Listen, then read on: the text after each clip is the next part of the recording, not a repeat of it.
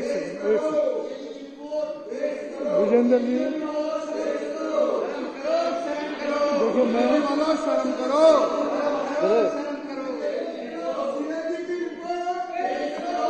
मैं माननीय विपक्ष के सदस्यों से प्रार्थना कर रहा हूं, सदन की कार्रवाई चलने दें, सदन की कार्रवाई चलने दें।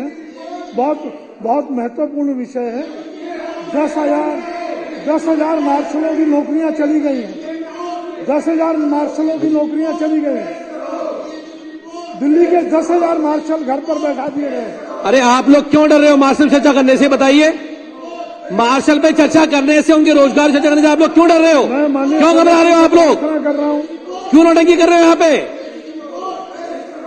आपको चर्चा अगर आज यह बस मार्शल के रोजगार पे हो रही तो आपको क्या दिक्कत है? आप बोलना शुरू करिए जरा। अध्यक्ष जी, आज इतने महत्वपूर्ण विषय पर यह चर्चा हो रही है। 10,000 से ज्यादा लोगों के घर और परिवार का विषय है, उनकी रोजी रोटी का विषय है।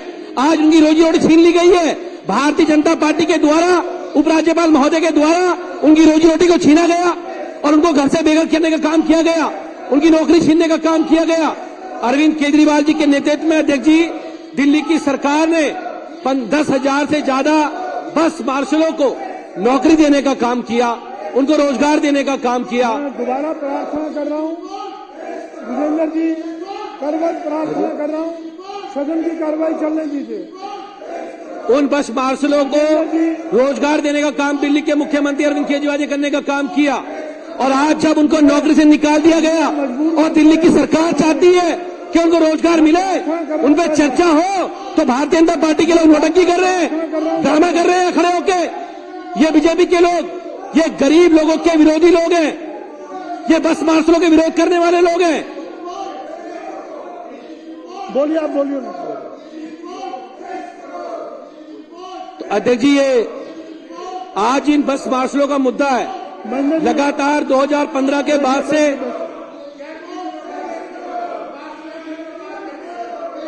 माननीय सदस्यों प्रार्थना में बैठे। माननीय विपक्ष के, मैं बार बार बोल रहा हूं, बहुत महत्वपूर्ण मुद्दा है। अध्यक्ष जी, ये चर्चा नहीं होने देंगे, मैं बता रहा हूं आपको। बस मार्शल पे 10,000 लोग मार्शल, महिलाओं की सुरक्षा का मुद्दा है, दिल्ली के महिलाओं की सुरक्षा का मुद्दा है।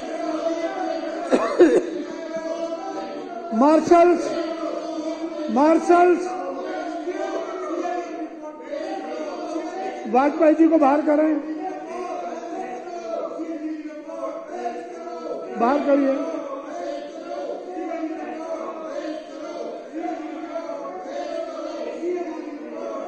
अभय वर्मा जी को बाहर करें, अभय वर्मा जी को बाहर करें। ये चाहते हैं सदन से बाहर जाना, ये भागना चाहते हैं। जितेंद्र महाजन, ये मार्शल के मुद्दे पे चर्चा होने नहीं देना चाहेंगे यहाँ पे। हाँ, विजेंद्र गुप्ता जी को, ओम प्रकाश गुप्ता जी, वो बस मार्शल तुम्हारी नौटंकी देख रहे हैं बाहर कि आप कैसे बस मार्शलों का विरोध कर रहे हो, सदन से उनकी रोजगार छीनने का काम कर रहे हो। जल्दी करिए, बाहर करिए जल्दी। मार्शल जल्दी करिए बाहर करिए। मोहन सिंह ऋषि को बाहर करिए, अभय वर्मा जी को करिए बाहर।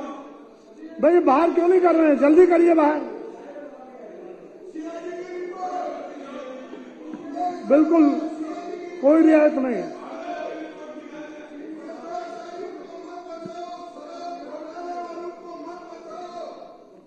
दस 10,000 मार्शल हटा दिए गए, महिलाओं की सुरक्षा का मुद्दा है, उस पर चर्चा ही नहीं चाहते। धन्यवाद अध्यक्ष जी। अध्यक्ष जी, देखिए, जैसे ही बस मार्शल पे चर्चा शुरू हुई, पिछली बार भी सदन में चर्चा शुरू हुई थी, तब भी नेता प्रतिपक्ष उस समय पे विदुड़ी जी थे और उन्होंने यही नौटंकी करके वो सदन से भाग गए थे। आज फिर इस सदन के अंदर वही हुआ कि जब बस मार्शलों की बात शुरू हुई तो वो नौटंकी करके इस सदन से इसको परेशान करने का काम किया और यहां से चले गए। अध्यक्ष जी, दिल्ली के बस मार्शल, आज बड़े दुख के साथ मुझे सदन के अंदर ये बात रखनी पड़ रही है दूसरी बार कि दिल्ली के वो बस मार्शल जिन्हें दिल्ली के लोकप्रिय मुख्यमंत्री अरविंद केजरीवाल जी ने 2015 के अंदर दिल्ली की बसों के अंदर तैनात किया, ताकि वो हमारी माताओं बहनों की, हमारे बच्चों की डीटीसी बस के अंदर सुरक्षा कर सके।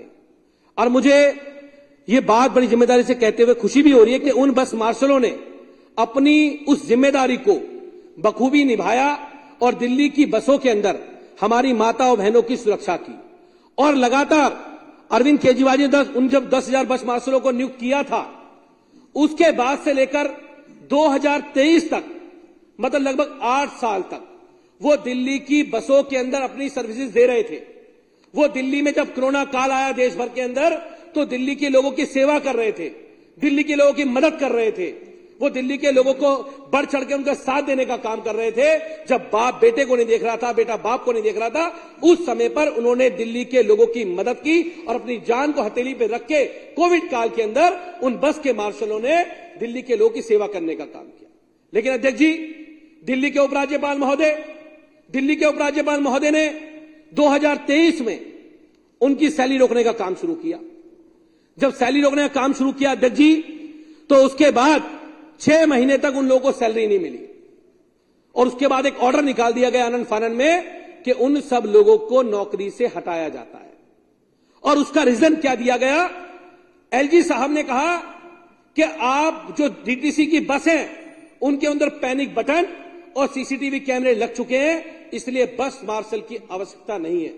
अध्यक्ष महोदय, एक दिल्ली के उपराज्यपाल महोदय के द्वारा इस प्रकार का उदाहरण पेश करना, इस प्रकार का एग्जाम्पल देना कि डीटीसी की बस के अंदर अगर पैनिक बटन और कैमरे लग चुके हैं तो वहां पर सुरक्षा की कर्मी की जरूरत नहीं है, बस मार्शल की जरूरत नहीं है। एलजी साहब के घर के अंदर तो अभी हम शपथ ग्रहण समारोह में गए थे, हजारों कैमरे लगे हुए हैं और सिक्योरिटी गार्ड भी उतने हैं। एलजी साहब ने सिक्योरिटी को हटा दे, दिल्ली के अंदर दिल्ली पुलिस लोग सुरक्षा कर रही है, तो दिल्ली के अंदर जगह जगह हमने कैमरे लगाए हुए हैं, तो आपके दिल्ली पुलिस को कल हटा दोगे?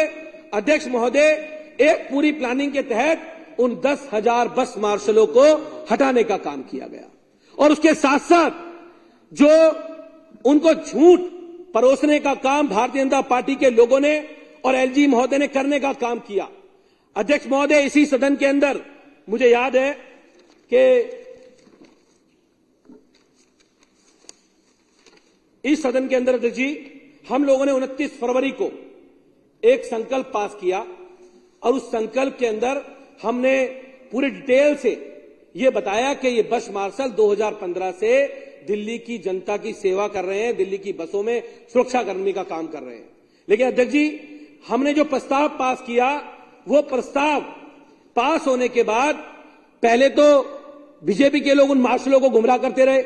वो कहते रहे जी दिल्ली की सरकार नहीं चाहती है, उन्होंने आपको हटाया है, वो आपको नौकरी देना नहीं चाहते हैं। और हमने सदन में आके वो प्रस्ताव लाके स्पष्ट किया कि दिल्ली की सरकार को उन बस के मार्शलों की आवश्यकता है, हमारी डीटीसी बस के अंदर उन बहन बेटियों की सुरक्षा के लिए उनकी आवश्यकता है और दिल्ली की सरकार उनको नौकरी पे रखना चाहती है।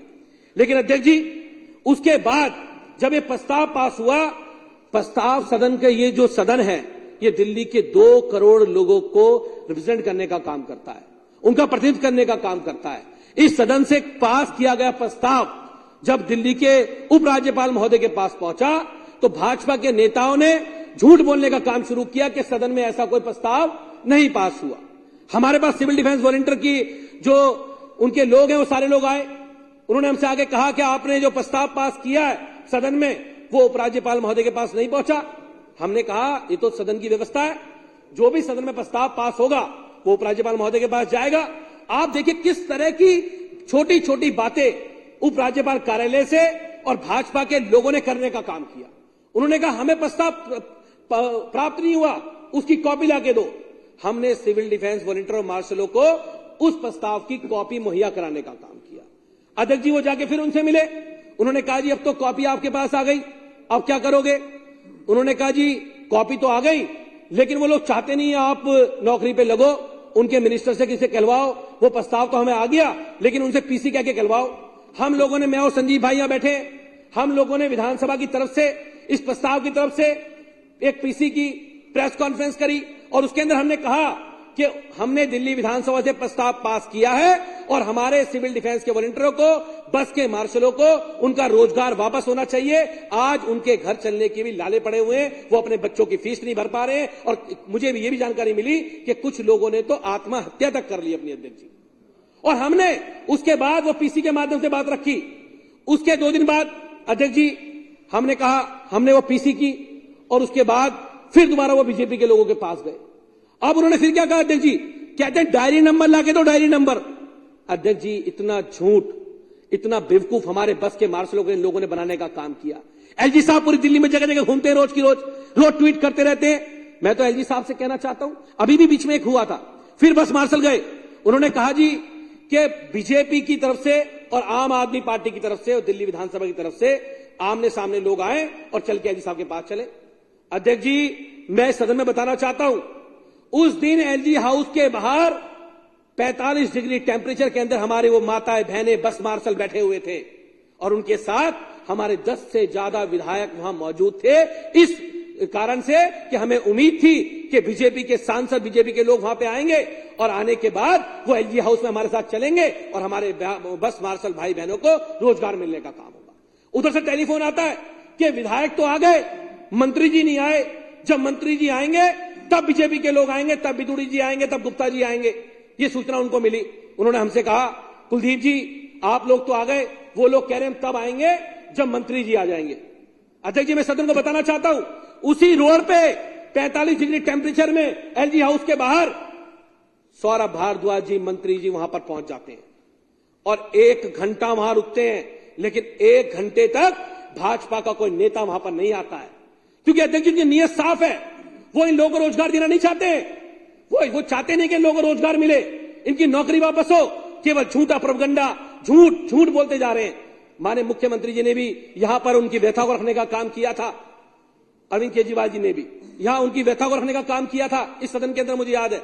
अध्यक्ष जी उसके बाद जब वहां पर मंत्री जी आए तो उन्होंने कहा जी मंत्री जी तो आ गए, लेकिन हमें आप एक पत्र डिपार्टमेंट की तरफ दिलवाओ, मंत्री की तरफ से।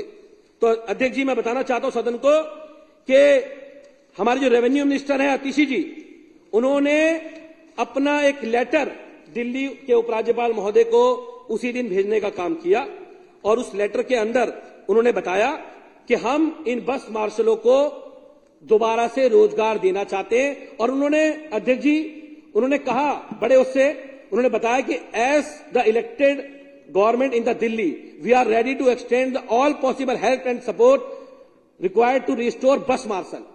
They are jobs. We hope that the matter will be considered positive discussion by the your good self. ये एलजी साहब को लिखा उन्होंने और एलजी साहब से कहा कि हम चाहते हैं कि इनको रोजगार वापस हो। लेकिन अध्यक्ष महोदय मुझे कहते हुए बड़ा दुख हो रहा है कि दिल्ली की मंत्री के लिखने के बाद